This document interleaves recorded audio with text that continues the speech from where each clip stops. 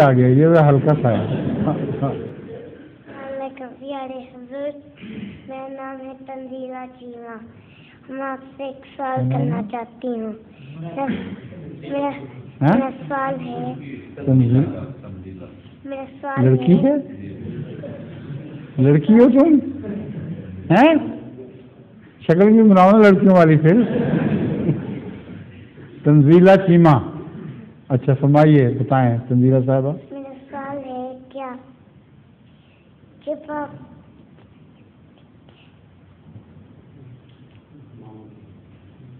भूल गया सवाल? अम्मी के नीचे अम्मी के पाँव के नीचे जन्नत आए, बाकी उनके दादी के पाँव के नीचे क्यों नहीं जन्नत?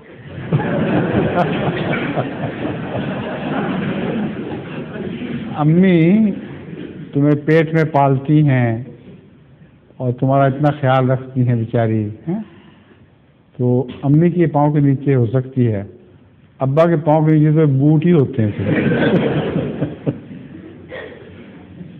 मगर हर माँ के पाँव के नीचे नहीं होती जन्नत।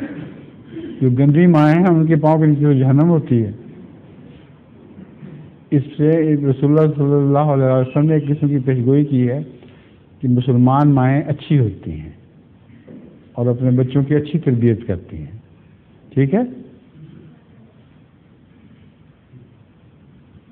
ज़हूरे महदिये आखिर